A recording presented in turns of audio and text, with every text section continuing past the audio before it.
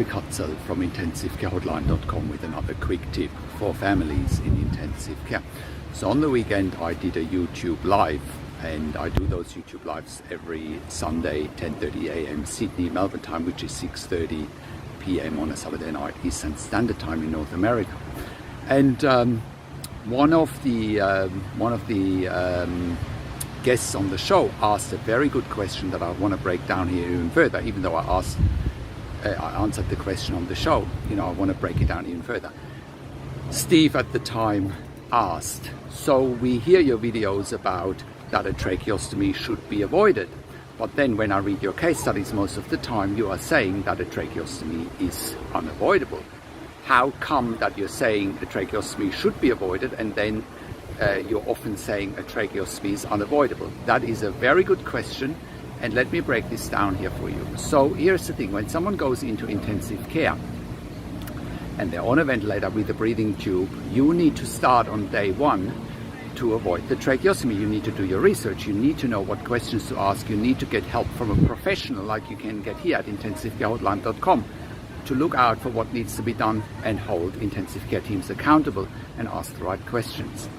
The challenge here is this: most families that come to us and ask for help come way too late. Let me say that again. Most families that ask for help from us, they come to us when it's often way too late.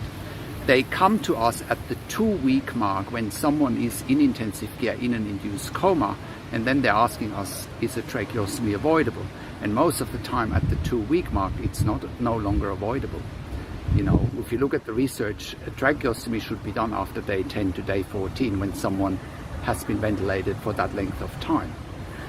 Now, I understand no one is sitting at home and doing research and thinking, oh, I wonder what questions I need to ask if my mom, my dad, my spouse goes into intensive care next week. I get that. No one is thinking that way. But the reality is, if you are presented with a situation where you have a loved one in intensive care, you need to ask the right questions from day one, because if you're not, you end up in a scenario or with a scenario in week 2 where you haven't asked the right questions, and then it's too late, and then a tracheostomy is often the right thing to do. I hope that answers this question and answers this seemingly contradictory issue, but I hope I've explained it to you now why it's contradictory. It all comes down to you doing research and getting professional help day one when you have a loved one in intensive care. So that's my quick tip for today. If you have a loved one in intensive care, go to IntensiveCareHotline.com, call us on one of the numbers on the top of our website, or simply send us an email to support@IntensiveCareHotline.com with your questions. Also, have a look at our membership site at IntensiveCareSupport.org.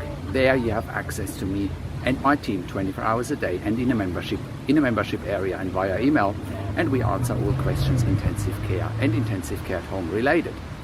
Also, if you need a medical record review, you can contact us as well. We can help you review medical records from day one. So there we can help you starting to review medical records and get down to the bottom of things on day one.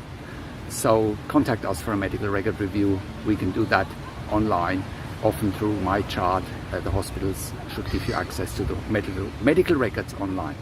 We also review medical records after intensive care, especially if you're suspecting medical negligence. Thanks for watching. Subscribe to my YouTube channel for regular updates for families in intensive care.